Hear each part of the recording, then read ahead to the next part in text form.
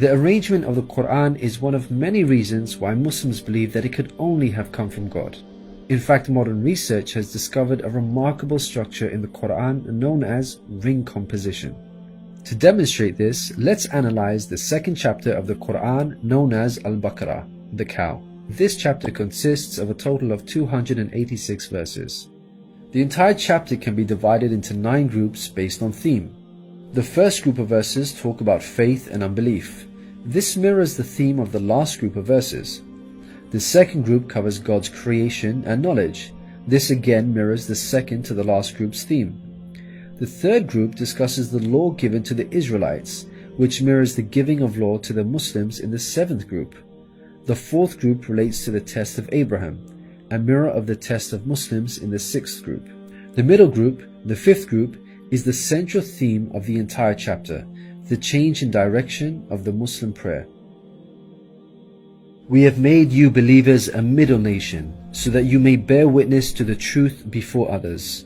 We only made the direction the one you used to face in order to distinguish those who follow the messenger from those who turn on their heels. This turning point was the change in direction of the daily prayers from Jerusalem to Mecca, which represented a big test for the believers. We find the mention of this important turning point in exactly the middle of the chapter, the 143rd verse. Moreover, this verse even contains the word middle. Together these 9 groups form a giant ring composition. As you can see, ring composition is structured as a sort of circle, with the central meaning placed at the center. You can think of it in terms of a mirror, so ring composition is the equivalent of putting a mirror in the middle. What is mentioned in the first half will be reflected in the second half. Things can be taken a step further. If we examine these 9 groups, we find that they each contain sub-ring compositions. So what we have is rings within rings. For example, here is the 8th group with the theme of God's creation and knowledge. We can see that the beginning and the end both have the themes of giving and charity, and the central theme of God's power and knowledge is placed in the middle. Things can be taken further still. This sub-ring contains yet another ring within itself. This is the 255th verse known as Ayat al-Kursi, the verse of the throne. Just like the chapter which contains it, the verse of the throne can be divided into 9 groups based on theme. The first and 9th parts each mention God's personal names. The 2nd and 8th parts both state that God never tires. The 3rd and 7th parts describe that God owns everything in the heavens and the earth. The 4th and 6th parts make it clear that God has total control over us and we are dependent on Him. Notice that the middle of this verse mentions before and after, which could be yet another allusion to the mirroring of ring composition. It's worth highlighting that not only does the verse of the throne contain its own ring composition, but it is also positioned as a sub-ring within 2 larger rings, a concentric ring composition. We can see that this chapter of the Qur'an is marvelously designed, being precisely and tightly arranged according to the principles of ring composition.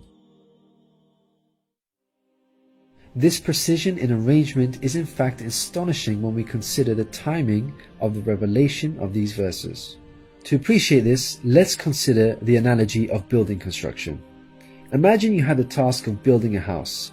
Rather than waiting until you receive all of the materials and then drawing up a carefully thought out design plan, you instead decide to proceed without complete knowledge of the constituent parts, constructing it piecemeal, adding to it bit by bit as and when you receive the individual materials.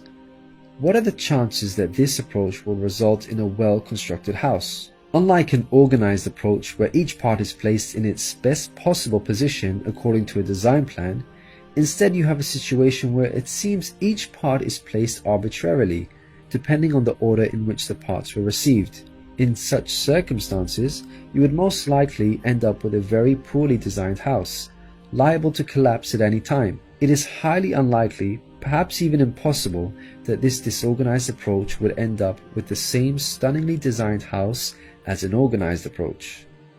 Yet this is exactly what we find with the Qur'an's structure. The builder in our example is the Prophet Muhammad, peace be upon him. The house that he began to build since its first verses were revealed to him is the Qur'an. The rooms and bricks in our construction example are its chapters and verses. He can never have a design plan in place for the Qur'an because the revelation of many of its verses depended on events that were out of his control, such as the social developments and challenges that he faced throughout his prophethood. For example, believers would come up to him and question him on a particular matter, or his enemies would challenge him. The responses in the form of revelation would then descend on him, addressing the specific situation that he was facing. How could Muhammad have devised such an intricate plan when he could not predict the events that would dictate the revelation of verses? Such an arrangement would have to be planned in advance, but this was not possible due to these events being out of his control. What this demonstrates is that the author was someone who could predict the future. Possessing knowledge of the unseen is a quality of God, not human beings. Some critics may point out that books prior to the Qur'an had this literary style, and therefore we cannot use this as an evidence for the Qur'an's divine origin. However, comparing the Qur'an to other books is like comparing night and day for many reasons. Firstly, Prophet Muhammad, peace be upon him, was not a poet, nor did he have any literary reputation. In fact, like many people at the time, he could not read or write. Secondly, most people would assume that the Qur'an is arranged chronologically, starting with the first revealed verse and ending with the final revealed verse. This is the order in which books are typically written, in a logical sequence starting with the beginning, then the middle, and finally the end. But the way the Qur'an was composed is unlike any other book.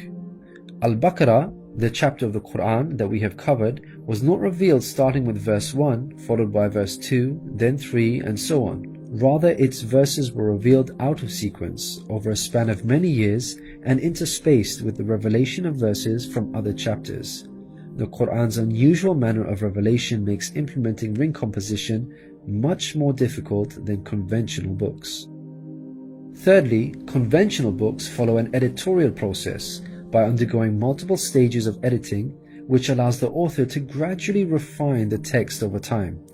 However, the Qur'an did not undergo an editorial process. Prophet Muhammad, peace be upon him, would place the verses in their positions as soon as they were revealed to him. With each new verse, he would not go off and review what had been previously revealed to see where he can position them in order to maintain a ring structure. Rather, spontaneous revelation was immediately followed by the placement of the verse, its position fixed. When we look at the history of the Qur'an's compilation, there is not a single instance of a verse being moved around in order to make it fit a ring composition. Fourthly, achieving ring composition in conventional books is much more feasible as the author has complete control over the content, allowing them to plan their structure ahead of time. As we've already seen with the Qur'an, its content was circumstantial as it was tied to events that were out of the control of the Prophet Muhammad, peace be upon him, and therefore he could not plan a structure ahead of time. Fifthly, the Qur'an was first revealed as an oral recitation, not in written format. With written books, you can easily plan a structure because you can quickly and conveniently refer back to what you have written previously. But with a recited text like the Qur'an, the Prophet Muhammad, peace be upon him, would have had to rely on his memory in order to recall what was previously revealed, a much greater challenge. In light of all these difficult circumstances, wouldn't you expect the Qur'an's structure to be jumbled? What we find against all odds, however, is that the Qur'an contains a remarkably sophisticated structure. The circumstances of the Qur'an's revelation, together with its precision and harmony, represent a compelling argument for its divine origin. Your companion is neither astray nor being misled, nor does he say anything of his own desire. It is no less than inspiration sent down to him. He was taught by one mighty in power.